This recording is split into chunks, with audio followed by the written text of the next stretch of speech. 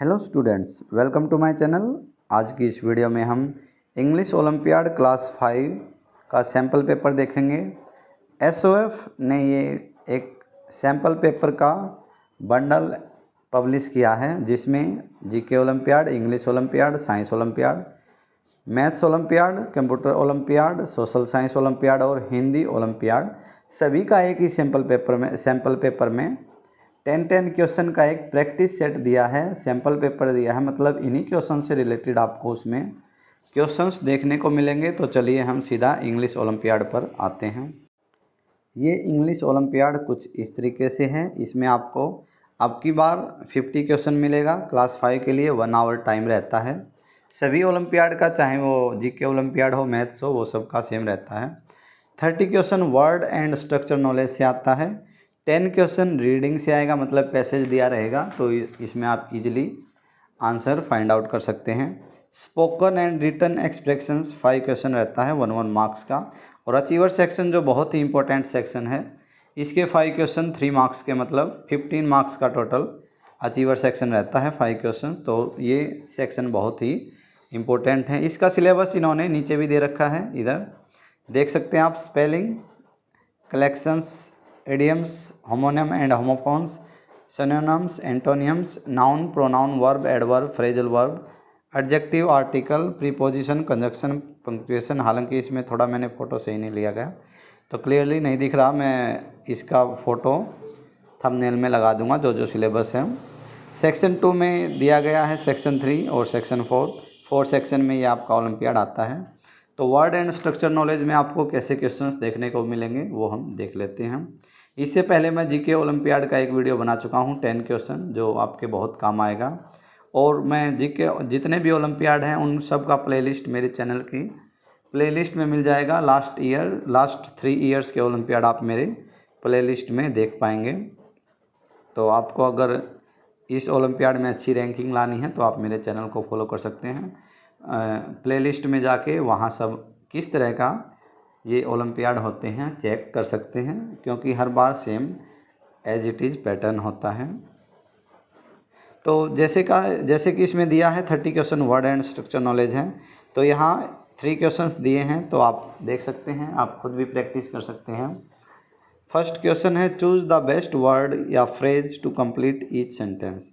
तो यहाँ हम आपको एक फ्रेज लगाना है जो करेक्ट होगा। इधर dogs can always dash the person because of their power of smell. तो पावर ऑफ स्मेल, डॉग क्या करते हैं, किसी भी पर्सन को आइडेंटिफाई करते हैं। ठीक है, इसलिए आर्मी के पास भी ये स्पेशल डॉग्स होते हैं जिनको ट्रेनिंग दी जाती है बॉम्ब वगैरह फाइंड आउट करने के लिए, या फिर जो भी टेररिस्ट होते हैं उनको फाइंड आउट करने के लिए होता है। उसके बाद सेकंड है it wasn't your fault, it was dash accident. तो इसमें आपको फिल करना है इट वॉज एक्सीडेंट या द या सम या एन। तो इसका करेक्ट आंसर क्या हो जाएगा, क्योंकि ये वावल से शुरू है तो it was just an accident, an आ जाएगा। ये आर्टिकल का एग्जाम्पल था। उसके बाद question number 3 dash a car they also have a bike. ये प्रीपोजिशन का सवाल क्वेश्चन है, क्वेश्चन नंबर 3। तो इसका हो जाएगा correct answer besides A car they also have a bike. मतलब कार के अलावा उनके पास बाइक भी है। बिसाइड क्या होता है, नज़दीक में। ठीक है, पास में हमारे फ्रेंड बैठते हैं क्लास में तो हम बोल सकते हैं I sit beside my friend. Except for मतलब के अलावा होता है। अपार्ट मतलब इनसे अलग। तो आपको सेंटेंस का सेंस समझना है और उसके अकॉर्डिंग आंसर देने हैं। उसके बाद question number 4 match the given words with the option that can be used with all of them. तो ऐसा क्या है जो सबके साथ यूज हो सकता है इसमें। Listen to, talk to, think about, look up to. तो लिसन टू, टॉक टू ये क्या मतलब किससे रिलेटेड हो सकते हैं सब, a friend. Listen to me, talk to me, think about me, look up to me. ठीक है, तो ये सब एक फ्रेंड से रिलेटेड हैं। क्योंकि बुक्स को तो हम नहीं बोल सकते talk to me, listen to me. ऐसे ही वेदर को हम नहीं बोल सकते, तो ये करेक्ट आंसर नहीं होते। रेडियो को भी नहीं बोलते टॉक टू मी या लिसन टू मी, तो ए फ्रेंड के लिए ये सब करेक्ट हैं। उसके बाद रीडिंग सेक्शन होता है, ये सेक्शन बहुत ही इजी होता है, सभी बच्चे यहाँ इस सेक्शन का फ़ायदा उठा सकते हैं। अगर थोड़ा सा प्रैक्टिस करेंगे तो आपका रीडिंग जो सेक्शन है वो 10 में से 10 मार्क्स आप ले सकते हैं, क्योंकि जस्ट आपको इसमें पैसेज पढ़ना है और पैसेज में से ही आंसर को फाइंड आउट करना है। तो ये आपके लिए रहेगा, आप इसको अच्छे से पढ़िए और प्रैक्टिस करके देखिए कि आप इसके आंसर को फाइंड आउट कर पा रहे हैं कि नहीं।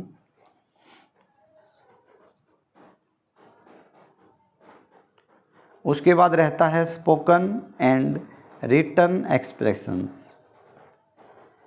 बोलचाल की भाषा में हम किन फ्रेजेज, सेंटेंस, इडियम का यूज करते हैं वहाँ सब इसमें लिया जाता है। अगर आप प्रीवियस ईयर में देखेंगे मेरे चैनल की प्लेलिस्ट पे इंग्लिश ओलंपियाड या IEO क्लास 5 ऐसे होगा, लिस्ट होगा, वहाँ जाके देखना प्रीवियस ईयर में यहाँ 5 क्वेश्चन आते हैं इनके, तो उनका लेवल बहुत अच्छा होता है। तो क्लास 5 का अगर आप इंग्लिश ओलंपियाड दे रहे हैं तो आपको 4 के भी देखने चाहिए और 3 के भी देखने चाहिए कि कैसे कैसे सेंटेंस दिए हैं, सभी क्लासेज के देखने चाहिए। उससे आपका जो थोड़ा सा डाउट रहता है वो अच्छे से क्लियर हो जाता है। तो क्वेश्चन नंबर 7 है, अनिल बोलता है अपने फ्रेंड को, hey you know Sachin Tendulkar is coming to our school to meet our team.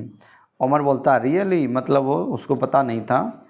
You mean dash Sachin Tendulkar, I will get his autograph.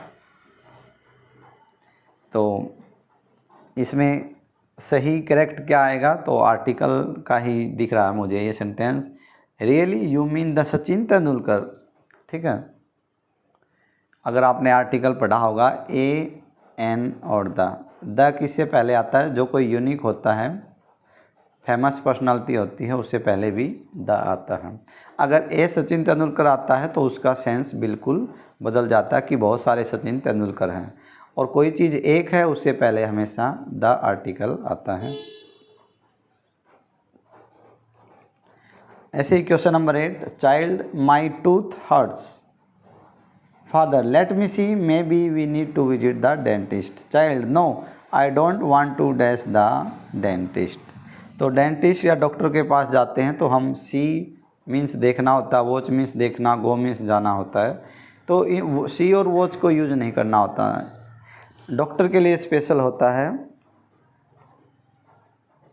I don't want to see the dentist, तो इसमें भी करेक्ट रहेगा, look up नहीं रहता।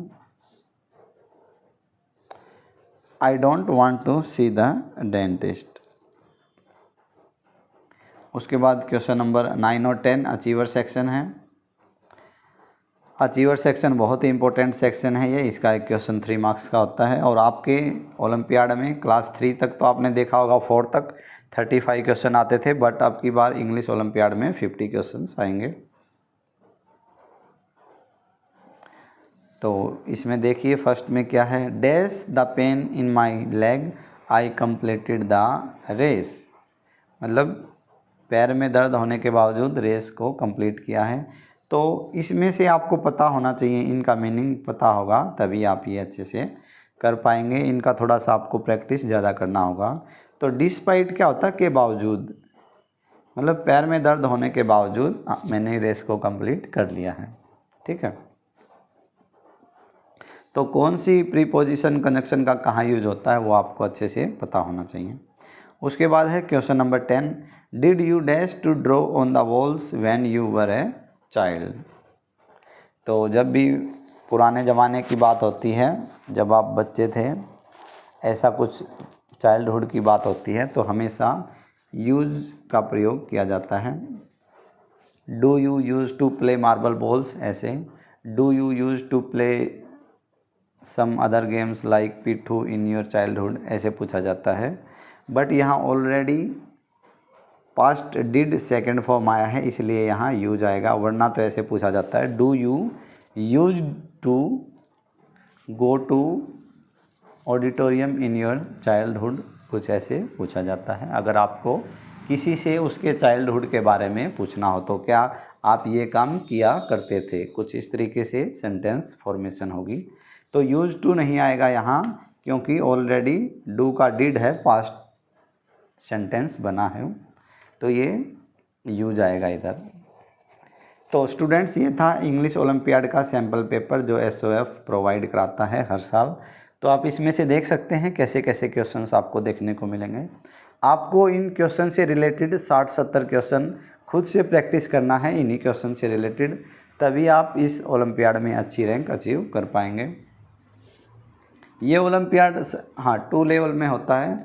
लेवल 2 में आपको अगर 50 में से 35 प्लस मार्क्स आते हैं तभी आप लेवल 2 के लिए क्वालिफाई कर पाते हैं। और लेवल 2 में भी उसके लिए आपको टाइम मिलता है, फरवरी में होता है वो। तो मैंने कंप्लीट एक वीडियो बना रखी है ओलंपियाड के ऊपर कि कौन से ओलंपियाड की कौन सी डेट होगी लेवल 1 और लेवल 2 की। तो 6-7 वीडियो से पहले आप मेरे चैनल पर वो वीडियो देख सकते हैं कि लेवल 1 लेवल 2 इनका कब होगा। अगर आप मेरे चैनल पर नए हैं तो चैनल को सब्सक्राइब करें, वीडियो को लाइक करें। Thanks for watching this video.